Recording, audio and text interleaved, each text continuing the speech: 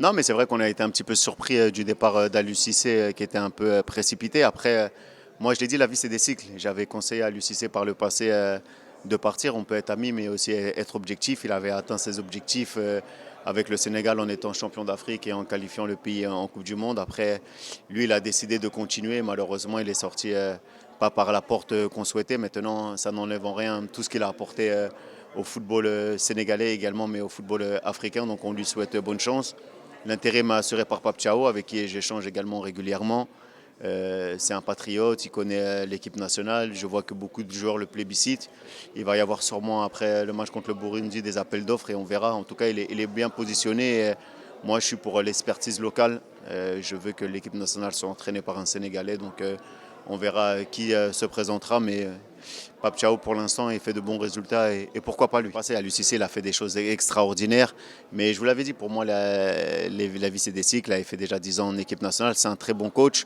Après, c'est vrai qu'on aurait peut-être aimé qu'il sorte d'une autre manière. Mais après, le football, il n'y a pas de reconnaissance dans le football. C'est un sport qui est très, très, très, très dur.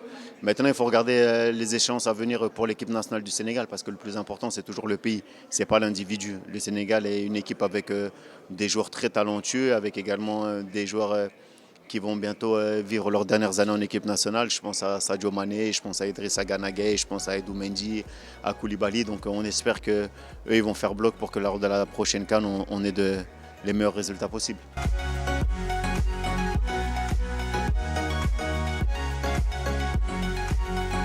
Ouais, Denonson, on a dit, moi je l'ai dit, moi je suis pour l'expertise sénégalaise. On a des très bons coachs. Omar a fait un très bon travail. Il a été notamment adjoint d'Aliou Cissé. Habib Bey, on sait que c'est un coach en devenir. On voit qu'il y a beaucoup de coachs en Europe à qui on donne l'opportunité. Je pense notamment à Arteta qui n'avait jamais entraîné, à qui on a donné Arsenal et on a vu les résultats. Il y a également Pape Thiaw. Donc je pense que ce sera dans ces noms-là, à moins qu'il y ait d'autres surprises.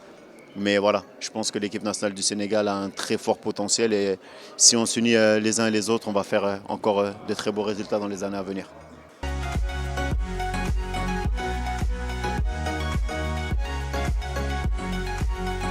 La prochaine CAN, elle est difficile, hein. Il n'y a aucune CAN qui est facile. Je pense qu'on a un groupe qui est homogène. On a perdu Aliou Cissé qui était un peu le leader de cette équipe. Aujourd'hui, il y a Pape Thiaw qui fait un bon travail. Il va falloir voir ce qui va se passer dans les semaines à venir. Il va falloir bien évidemment faire un bon résultat contre le Burundi. Et après, on va voir de quoi l'avenir sera fait avant de pouvoir parler.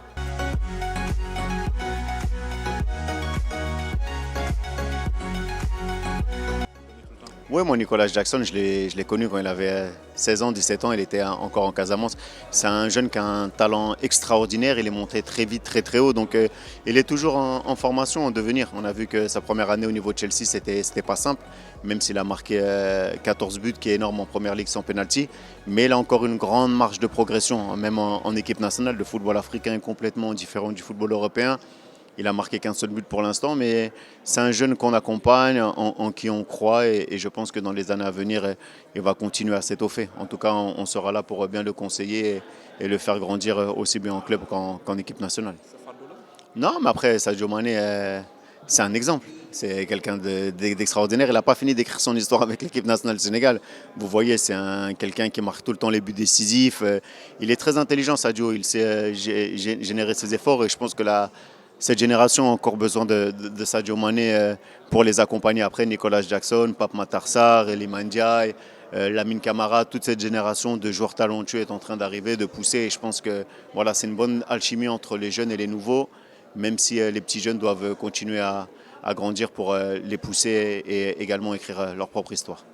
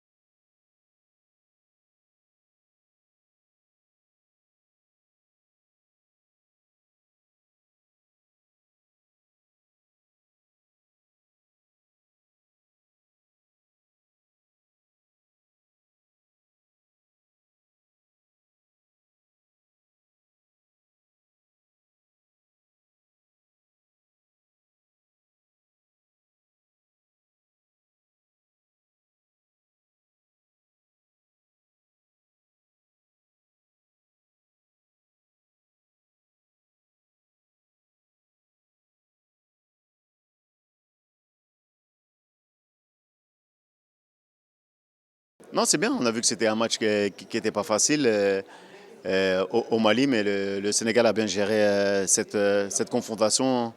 Edouard Mendy a fait de très beaux arrêts. Après, le plus important, c'était la victoire. Il fallait qu'on prenne la première place.